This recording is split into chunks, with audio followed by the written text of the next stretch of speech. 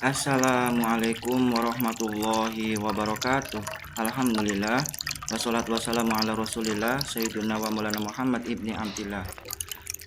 Selamat malam kepada semua rekan, saudara, kawan, sahabat-sahabatku, teman seperjuangan, tentunya kepada pemirsa pecinta ilmu yang selalu setia di channel Ahmad Zaki Sena ini. Kami berharap semoga Allah melimpahkan keberkahan kepada kita semua, diberikan kesehatan yang sempurna dan diberi kelancaran rezekinya dalam rangka ketaatan beribadah kepada Allah, mengharap ridha Allah. Amin ya rabbal alamin.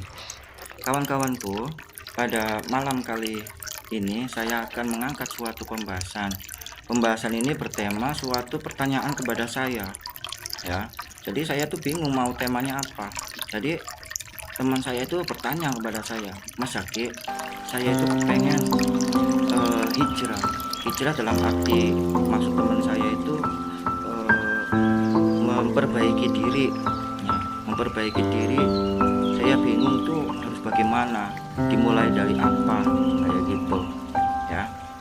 Jadi hijrah di sini itu kan secara bahasa itu hijrah itu adalah perpindahan, suatu perjalanan atau berpindah dari suatu tempat ke tempat yang lain. Nah, kalau hijrah yang dalam maksud teman saya itu adalah minal zulumati ilan nur, itu dari suatu kurang baik menuju yang baik dan lebih baik. Maksudnya seperti itu. Dari yang belum taat kepada Allah, belajar untuk berusaha untuk menuju ke jalan yang taat atau jalan yang siratal mustaqim, kan seperti itu maksudnya itu. Begini kata saya nih. Enggak usah yang sulit-sulit, atau enggak usah yang repot-repot, enggak usah yang berat-berat. Pokoknya kamu belajar beberapa tahap, ya, mungkin ada 7. Kalau saya hitung itu ya sekitar 7, ya, 7 langkah saja, 7 hal saja yang kamu diperbaiki, yang kamu harus dilaksanakan. Yang pertama apa kata beliaunya? Yang pertama, kamu diniatkan niatnya. Jadi pertama-tama itu harus meluruskan niat. Sebagaimana dalam hadis itu kan dijelaskan, dalam hadis sanad dari Umar rawahu Bukhari Muslim, itu kan dijelaskan, innamal a'malu binniyat walikulli imri'in ma nawa, sesungguhnya segala sesuatu itu tergantung daripada niat. Walikulli imri'in ma nawa, sesungguhnya orang itu akan memperoleh pahalanya itu sesuai dengan apa yang diniatkannya. Seseorang itu akan menghasilkan dari pekerjaannya itu sesuai dengan apa yang diniatkannya. Dan hadis ini pun berkaitan dengan masalah hijrah, ya. Hijrah apa bunyi kalimat hijrahnya? Faman kanat hijratuhu ilallah wa rasulihi fa hijratuhu ilallah wa rasulihi. Faman kanat hijratuhu lidunya yusibuha aw imraati yatazawwajuha fa hijratuhu ila ma hajaru ilaihi. Itu rawahunya itu Bukhari Muslim. Jadi kalau kamu memang memperbaikinya atau mau berusaha baik atau pindah daripada sesuatu yang kurang baik menjadi yang baik, itu niatnya apa? Apakah dalam hadis itu niatnya apa karena wanita, apa karena dunia, apa karena pekerjaan, apa karena jabatan, kekuasaan, apa karena yang lain-lain, apa karena Allah dan Rasulnya? Nah itu, jadi luruskan niatnya dulu, karena niat itulah yang akan menentukan suatu pahalanya, keberhasilannya. Itu niatnya apa? Kalau niat karena Allah, benar-benar ingin mendekatkan diri kepada Allah, ingin mengharapkan rahmat ridho Allah, mencari jalan kebahagiaan, keselamatan, itulah yang benar. Kuatkan niat. Yang kedua, itu amalan yang sekarang tuh yang paling mudah, yaitu kamu rajin bersolawat dan beristighfar.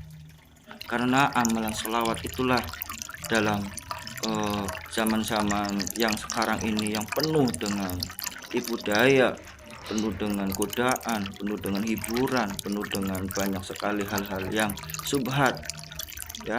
Maka amalan solawat dan istighfar lebih tepat untuk kita semua yang masih awam, karena dengan solawat itu pasti akan diterima, pasti akan memperoleh manfaat daripada solawat itu. Minimal minim-minimnya kita akan diselamatkan, disyafaati oleh Rasulullah SAW. Dan sholawat itu nggak mesti harus khusyuk, nggak mesti harus tahu artinya, ya. Sholawat, man sholla alayya sholatan wahidatan fasallallahu alaihi asyara sholawat wa huttat anhu wa huttat lahu asyara darajat, ya. Wa rafi'at wa huttat anhu asyara khati'at wa rafi'at lahu asyaru darajat. Jadi dengan sholawat itu akan kita memperoleh satu sholawat itu balasan 10 dari Allah, akan dihapuskan dosa-dosanya 10. Dosa-dosanya itu 10 kedosaan atau kesalahan itu dihapuskan. Terus juga akan diangkat derajatnya 10 derajat oleh Allah, satu sholawat saja. Dan tentunya pasti diterima, dibalas salamnya oleh Rasulullah SAW. Dan istighfar, ya. Siapa orangnya yang mengharap ampunan Allah, pasti Allah akan mengampuninya.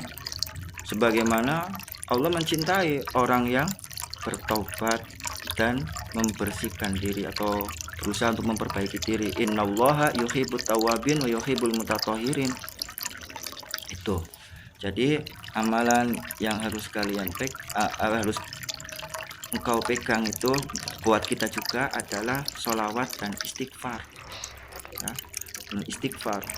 Yang ketiga itu adalah jaga sholat yang 5 waktu. Jaga sholat, karena identitas Islam itu adanya letaknya di sholat, ya. Dan dalam hadis pun, siapa orang yang mendirikan sholat berarti dia telah memiliki, membangun, menguatkan, mengokohkan agamanya. Man qoma sholat faqad as-sholatu imaduddin, man aqomaha faqad aqomatin, wa man tarokaha faqad hadamatin. Sholat itu adalah tiangnya agama. Siapa yang mendirikan sholat berarti mengokohkan agama. Siapa yang meninggalkan sholat berarti menghancurkan agama. Pun pula dijelaskan dalam hadis pula bahwa sholat itu adalah amal yang pertama kali ditanyakan, diperhitungkan, dihisab. Apabila sholatnya baik, maka amal-amal yang lainnya pun akan baik. Apabila sholatnya jelek, maka amal-amal yang lainnya pun akan terbawa jelek pula. Jadi yang pertama kali kita harus diperbaiki, kita jaga adalah sholat yang 5 waktu. Syukur-syukur kita mengerjakan sholat sunnahnya, kan seperti itu. Selanjutnya yang keempat itu adalah birrul walidain. Birrul walidain, apa itu birrul walidain? Menghormati, patuh, takdim, dan menyenangkan kedua orang tua. Menyenangkan kedua orang tua. Sebagaimana kita tahu bahwa keriduan Allah itu terletak kepada keriduan orang tua. Radhiyallahu fi ridhol walidaini, ridallahu fi ridhol walidaini wa sukhtullahi fi sukhtil walidaini. Sesungguhnya keriduan Allah itu, jadi keriduan Allah itu tergantung daripada keriduan orang tua. Makanya kita harus menjaga itu amalan itu untuk kita berhijrah dalam memperbaiki diri kita. Pun pula di dalam ayat Al-Qur'an pun dijelaskan, Bismillahirrahmanirrahim, wa qadha rabbuka alla ta'budu illa iyyahu bil walidaini ihsana imma yablughanna indakal kibaru ahaduhuma aw kilahuma fala taqul lahumā uffin wa la tanharhumā wa qul lahumā qawlan karima. Ya, wa qadha rabbuka, sungguh telah diperintahkan engkau agar beribadah, agar menyembah kepada Allah dan berbuat baik kepada kedua orang tua.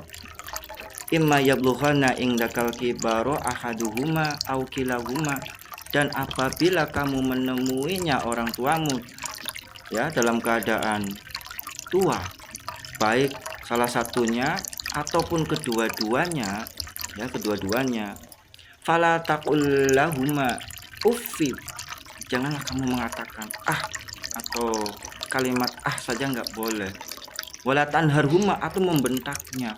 Jangan sampai kita membentak kedua orang tua. Wala taqullahuma qaulan karima, maka kamu berkatalah dengan qaulan karima, itu adalah perkataan yang sopan santun, lemah lembut, untuk menyenangkan kedua orang tua kita. Jaga itu dalam kita mau berhijrah, memperbaiki keadaan kita, minal dhulumat ilan nur. Itu saya jawabnya sama teman saya. Terus selanjutnya apa? Selanjutnya yang keempat berarti ya. Yang keempat adalah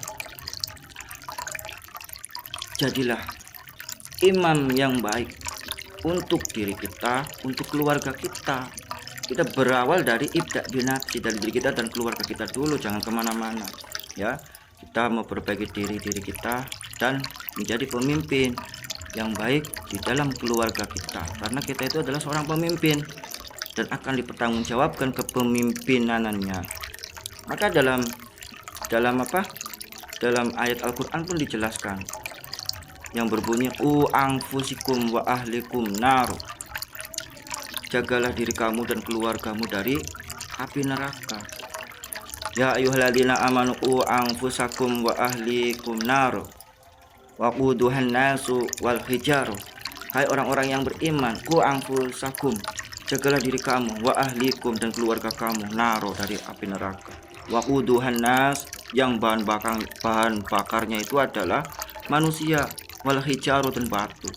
Maka dari itu kita harus menjadi suatu uswah, menjadi suatu contoh teladan dalam diri kita, pada keluarga kita, agar mereka semua pun akan bisa baik-baik dengan keberadaan diri kita. Ibda binafsi kita dulu ya.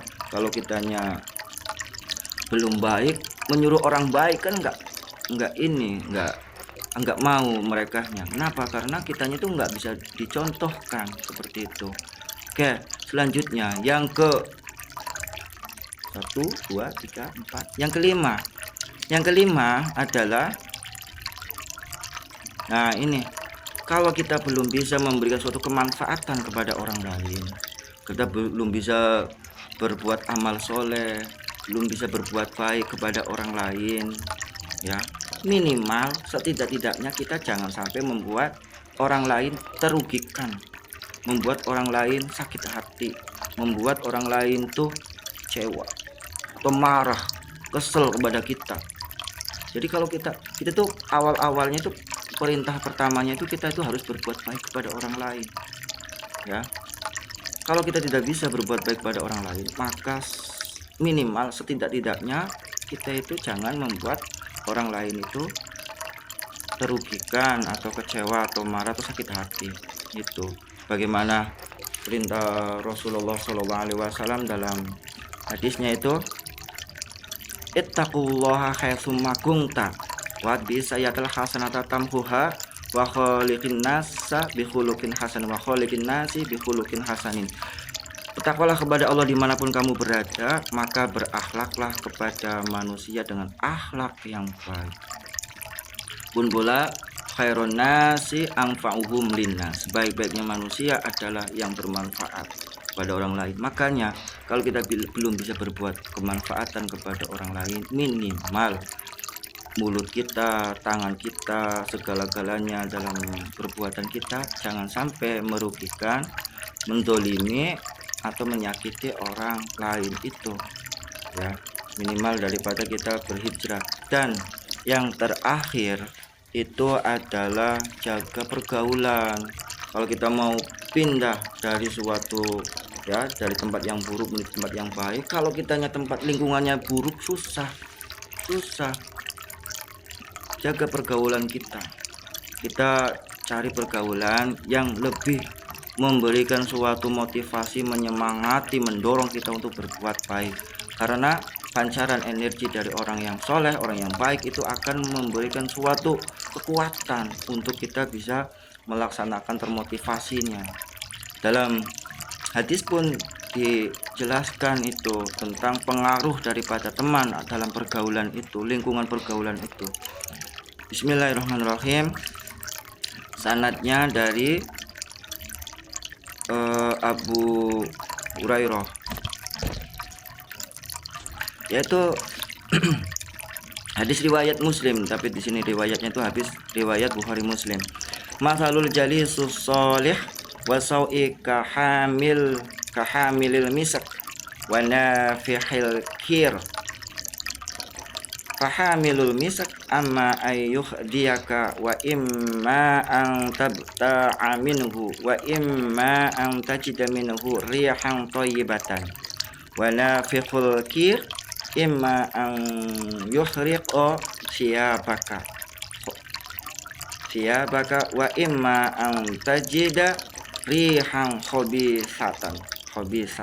Saya artikan, masalul jalisus sholih, perumpamaan kita duduk pada orang yang soleh, wasau itu tempat orang yang soleh dan orang yang buruk, kahamilil misak wa nafikhil kir, seperti orang yang berjual minyak wangi dan orang yang pandai besi.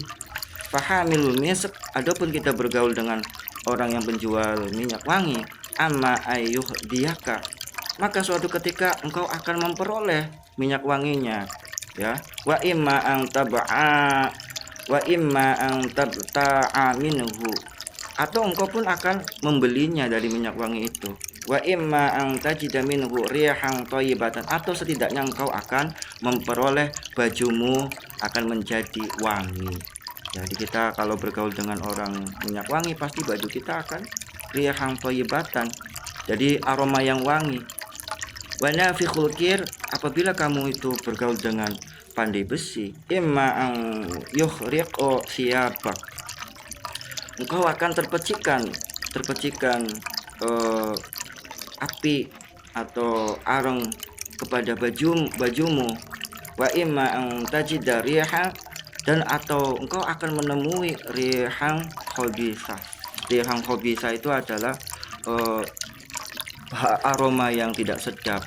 Jadi teman itu akan mempengaruhi dalam keberadaan kita, ya. Keberadaan kita itu kalau kita mau berhijrah atau berbuat memperbaiki diri, kalau lingkungannya itu lingkungan yang tidak baik, ya susah, akan diajak-ajak terus, akan dipengaruhi oleh lingkungan teman kita.